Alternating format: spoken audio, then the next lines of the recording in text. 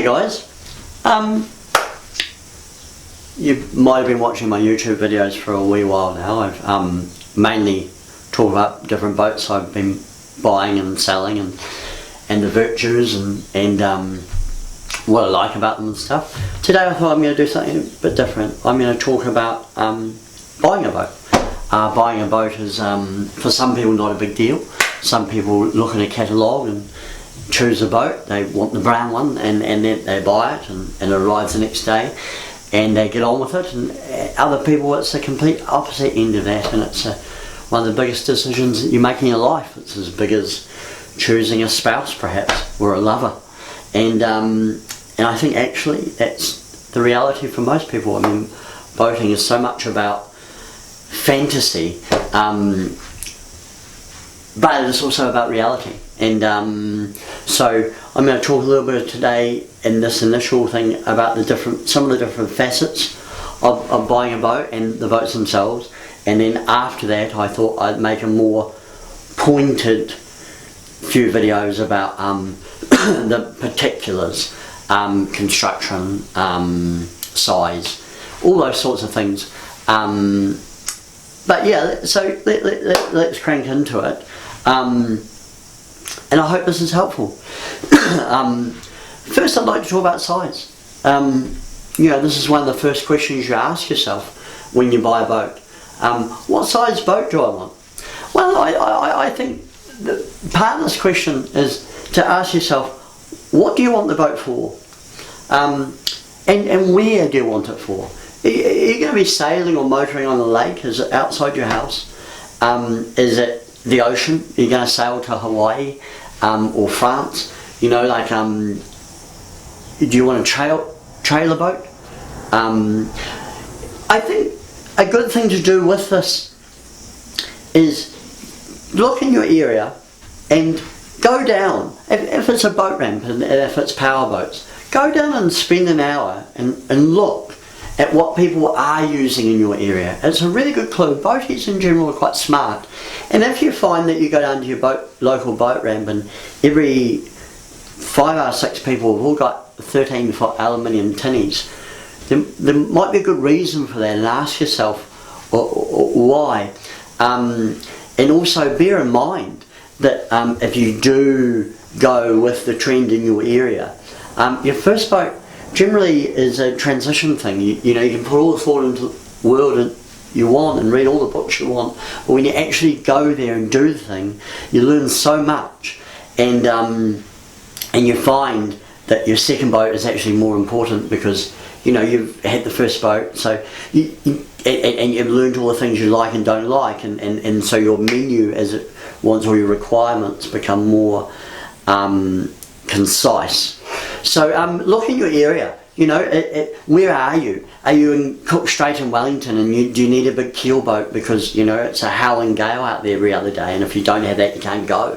Or do you have a lake? Do you want to be like Albert Einstein and go sailing in the afternoons, and what a dinghy do?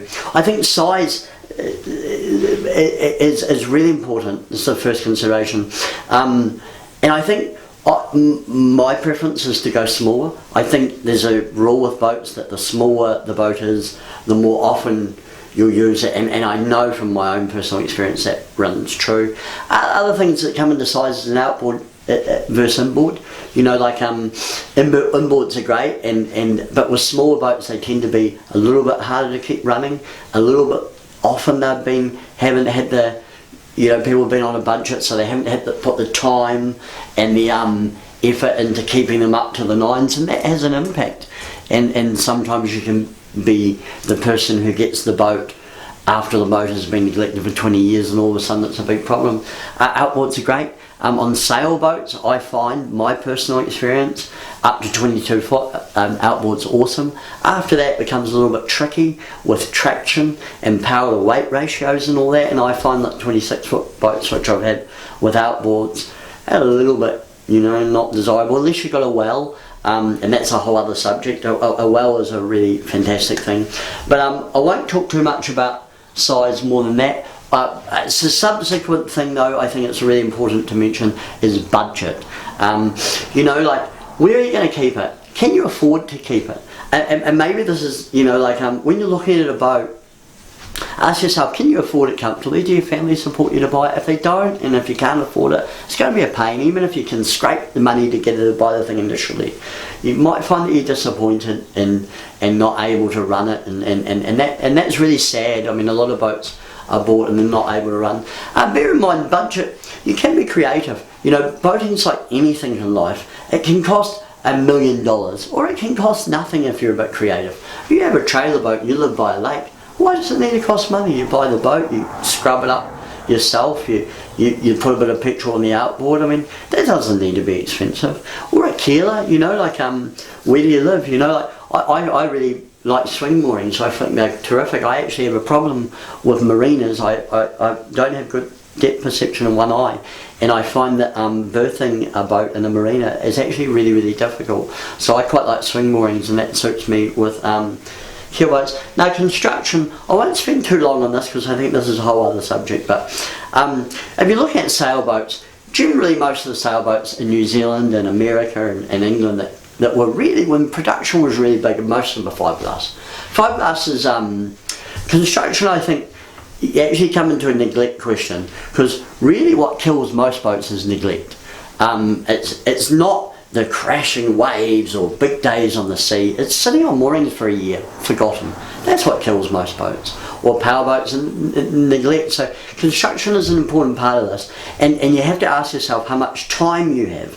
If you haven't got a lot of time, if you've got no time at all except for the boating itself, you've got to really think about that. And if you're looking at a power boat, I think aluminium seems very, very popular, and it's surely with good reason. Aluminium doesn't require any maintenance. You don't need to paint it. It's a very stable material. It's quite strong. I think second down to that would be fiberglass. Fiberglass is great. I think especially in sailboats, a lot of those sailboats were made of fiberglass. It requires the least maintenance. I think it stands up to neglect the most. With bigger boats, there's things like ferro cement. Ferro cement can be an interesting way to get a cheap boat, you know, especially with big old sailboats. I mean, its main drawback is it's slow, it's concrete, it sinks, but it's also very strong, stands up to neglect very well. Steel is very strong. You don't have the neglect factor. I mean, if steel is basically water soluble, if you leave a steel boat neglected, it will dissolve into nothing, sadly. If it's well painted, if you keep the paint on it, then it can last very long, and it can be a very, very good material. And a lot of boats sail around the world that are steel, and I think it's actually great. Condition, I think this is like such an important factor. Condition is very easy to not appreciate the importance of it.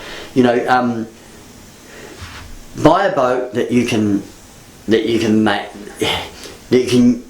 the best scenario is if you buy a boat, everything's done and used. Not many people are in that situation. Some of us have to find a back door because it's a budget consideration.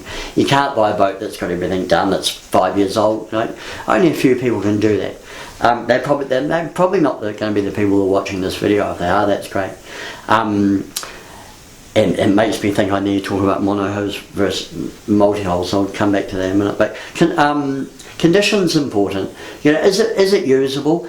And if it's not usable, if it's got something wrong with it, and this comes back to construction a little bit, does it fit your skill set to fix it? If it's a steel boat and it's got a whopping great hole that's been caused by rust, and you can weld and it's cheap, and you think to yourself, hey, once I fix that facet, this boat's going to be sweet. Hey, that's a great opportunity. Or if it's fiberglass and it's got osmosis and you've done that a few times, if you've scraped back the little pots and you've filled them and you've done it and you've been successful, well, hey, maybe that's a good opportunity too. With ferro cement, I mean, they're just cheap anyway. You know, people are all but giving ferro cement boats away. But, you know, like, they're more liveaboard things because they're big and they're slow. But anyway, conditions got to be fit for your purpose. Can you keep it? Like, I've often made this mistake in the last few years. I bought a boat, and I bought a lot of boats, but I bought a boat thinking, it's got this couple of things wrong with it. That's just, I can clean that up on a couple of Sundays, but then I don't, because I don't really have the skills or the motivation to do that. So it falls by the wayside, and it's very, very, very sad. Just a little bit about monohulls versus multi-hulls. There's advantages and disadvantages. Multi-hulls, you've got two hulls. So you've got two lots of maintenance there. They're easy to sell. They're easy to buy. There's more of them. Well, there's not more of them, but they're more expensive. If you don't want to move so much, they're a great big floating platform. If you want to live on a boat, I think they're great. Most people will tell you that they'd prefer to sail a monohull. Monohulls are more they're cheaper. You know, for the price of a big multi-hull, you can get a hell of a nice. You'd probably buy 10 monohulls, and for a lot of people, that's an important consideration. Design. You know, well-known designs are easy to sell. It's as simple as that. You know, it's an interesting thing, but if you're on a budget, hey, maybe that's a back door. You know, in New Zealand there's a Knoll X25, and I always think of that in comparison to a Knoll Leader 24. Essentially the same amount of mass, the same material. I think the Knoll X people will be watching this thinking, what's he talking about? Knoll X will outperform a Knoll Leader all day, every day, and to a certain extent it will. But you know, Knoll X25 is 25 grand, a Knoll Leader you can pick up for 5 or 6. So if you're buying a first boat, why not try the Knoll Leader? You know, like those back doors in, it will be a bit harder to sell, but it's so much less investment. Conditions, I think, you know, with more expensive boats, people tend to look after them a bit more, which is great. But you know, that's not absolute. Now the last thing I want to talk about is emotion. Buying a boat's a big deal. Keeping a boat is a bigger deal. You've got to like the boat. You know, like it's like a girlfriend. You know, you meet some girl you don't really like. You take her out for dinner. You're like, oh Jesus, dinner's costing $100. That's no future in that. You meet some girl you love, and you're like, oh wow, who cares what the dinner costs? Who cares what it costs to court her? It doesn't matter. You love it. Boats are the same. You know, you hear that old adage of someone rowing away from their boat at the end of the day, and the sun's setting, and they look and go, what a beautiful boat. That's not nothing, because it means that you're gonna put love into that boat, and putting love into the boat that you do choose is as important as you know, the choice of which one to buy. And you know, so don't discount your heart completely.